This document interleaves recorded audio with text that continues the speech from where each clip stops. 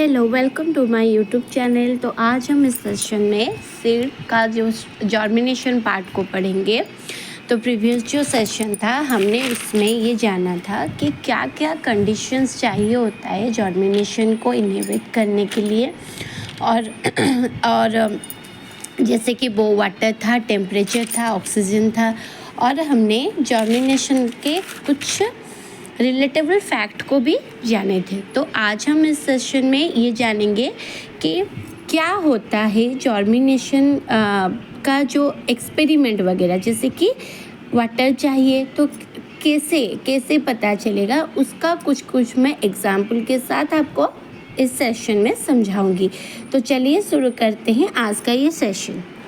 तो अभी पहले जानेंगे कि जो हमारा सीड को पहले सोन किया जाता है, sowing after the sowing of seed, वो क्यों फेल हो जाता है जर्मिनेशन के लिए। उसका दो मेन कारण है जिसके बारे में भी हमने प्रीवियस सेशन में डिस्कशन कर रखी है।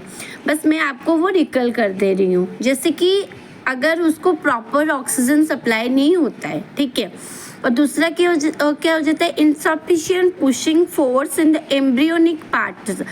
क्या है एम्ब्रियोनिक पार्ट? जैसे कि हाइपोकोटाइल हो गया और एपिकोटाइल हो गया। हाइपोकोटाइल एक एम्ब्रियोनिक स्टेम है जो कि कोटिलेडन और रेडिकल के बीच में रहती है, और एपिकोटाइल वो एक एम्ब्रियोनिक एक्सिस है जो कि कोटिलेडन के अबव रहती है, and it gives rise to true leaves and shoot apex. ये क्या हो जाता है ना, जब सॉइल का लेयरिंग किया जाता है ना, ये ब्रेक हो जाता है, ठीक है, टूट जाता है। तो इसी दो मेन रीज़न की वजह से जर्मिनेशन फेल हो जाती है। जैसे कि अगर हमने जान रखी कि क्या क्या कंडीशन चाहिए होता है, वाटर चाहिए होता है, टेम्परेचर चाहिए होता है, ऑक्सीजन या एयर उसको बोल सकते हैं, ये चाहिए होता है।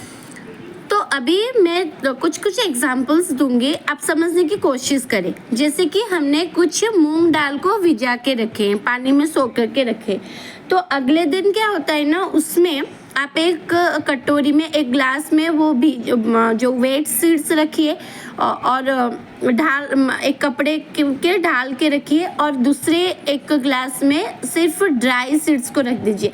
तो अगले दिन आप देखेंगे जो वेट सीड था उससे सैपलिंग निकला है, पर वो जो ड्राई सीड था उसमें से नहीं निकला है। तो इसका मतलब क्या होता है कि वाटर चाहिए होता है जर्मिनेशन के लिए। उसके बाद क्या आ जाता है, टेम्परेचर आ जाता है। टेम्परेचर क्या होता है? टेम्परेचर ये होता है कि जैसे कि हमने नॉर्मल एक वही जो वेट सीड को नॉर्मल रूम में रखे, कुछ वेट सीड को मतलब कि पानी में भिजा हुआ सीड को हमने रेफ्रिजरेटर में रखे, तो अगले दिन वो जो नॉर्मल रूम में जो वेटेड सीड था उसमें से सैपलिंग निकलता हुआ नजर आएगा, पर रेफ्रिजरेटर में नहीं नजर, क्योंकि रेफ्रिजरेटर में क्या होता है ना, टेम्परेचर उसे प्रॉपरली नहीं मिल पाती है। क्योंकि मैंने बोली थी आपको कि ऑप्टिमम टेम्परेचर कितना है, 25 डिग्री से 35 डिग्री होता है ना, सेल्सियस में होता है। तो रेफ्रिजरेटर में तो इतना उससे बिलो है ना टेम्परेचर, तो प्रॉपरली नहीं मिल पाता है, तो जर्मिनेशन नहीं हो पाती है। और जो नॉर्मल रूम में था, टेम्परेचर नॉर्मलाइजेशन की वजह से वो जर्मिनेशन हुआ।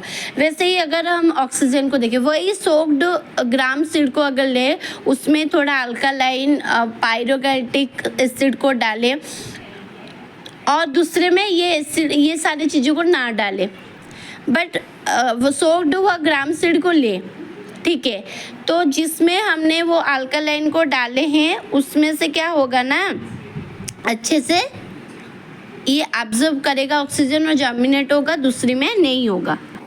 तो अभी अगर हम और एक एग्जांपल लेते हैं, जैसे कि बीन सीड को अगर ऐसे रखें, एक बिल्कुल पानी के डीप में जाएगा, दूसरा पानी में ही रहेगा, तीसरा अबव द वाटर रहेगा, तो किस में जर्मिनेशन होगा? आप बच्चों अपने आप में सोच के बताओ, कमेंट जरूर करो कि किस में जर्मिनेशन होगा और क्यों, ठीक है। तो ये तो रहा कुछ एक्सपेरिमेंट, और मैंने जो टास्क दी है उसको भी कोशिश करो उसका आंसर देने के लिए। उसके बाद क्या होता है ना, हम जर्मिनेशन के टाइप्स के बारे में पढ़ेंगे। जैसे कि हाइपोजेल जर्मिनेशन है और एपीजेल जर्मिनेशन है। हाइपोजेल जर्मिनेशन में क्या होता है, कॉटिलेडन्स रिमेन अंडरग्राउंड। एपीजेल में क्या होता है, cotyledons post above the ground. Okay, जो अंडरग्राउंड रहेगा हाइपोजेल जर्मिनेशन होगा, एपीजेल ग्राउंड के ऊपर रहेगा कॉटिलेडन। एपिकॉटाइल एलोंगेट्स, इसमें हाइपोकटाइल एलोंगेट्स रहेगा। तो उसको थोड़ा डिटेल में अभी जानेंगे, ठीक है। जो हमारा रीजन होता है एम्ब्रियोनिक एक्सिस का between the point of attachment of cotyledons and the plumule is called epicotyl. ये समझ में आ गया क्या? और वही जो एम्ब्रियोनिक एक्सिस का रीजन होता है बिलो द कॉटिलेडन, अगर अबव द कॉटिलेडन आया या फिर पॉइंट ऑफ अटैचमेंट आया एपिकॉटाइल, तो दूसरा क्या होगा, जो बिलो द कॉटिलेडन होगा वो हाइपोकॉटाइल होगा, हाँ या ना। और both the epicotyl and hypocotyl of a seed never elongate together during germination, कभी भी टुगेदर नहीं। अगर एपिकॉटाइल एलोंगेट होगा तो क्या होगा, कॉटिलेडन अंडरग्राउंड में ही रहेगा, मतलब बिलो द ग्राउंड में ही रहेगा। And the germination is then called hypogeal, जो मैंने थोड़ी देर पहले बताई थी। कौन एलोंगेट होगा, एपिकॉटाइल। अगर वाइस वर्सा हाइपोकॉटाइल एलोंगेट हो गया जो बच्चों क्या होगा कि cotyledon are pushed above the ground and this type of germination is called as epigeal germination. जैसे कि अगर हम एपिकॉटाइल हाइपोजेल की बात करते हैं तो पी प्लांट में, पी सीड में, ग्राम सीड में दिखाई देता है। अगर ये हमारा क्या हो गया, एपीजेल का बात करते हैं कैस्टर सीड, बीन सीड में दिखाई देता है, ठीक है। अभी हम कुछ मेथड की बात करेंगे to observe stages of germination. देखिए, अभी एक स्टेरिलाइज्ड सैंड को एक ग्लास वेसल में लीजिए, जिसमें एक फिल्टर पेपर को रखिए या फिर कोई ऑर्डिनरी वाइट पेपर को रखिए, ठीक है, besides the inner wall and place seeds in between the paper and the glass. अभी जब वाटर क्या होगा, सैंड में एडेड होगा जो वेसल में हमने रखे हैं, तो seeds will absorb the water and germinate in a few days.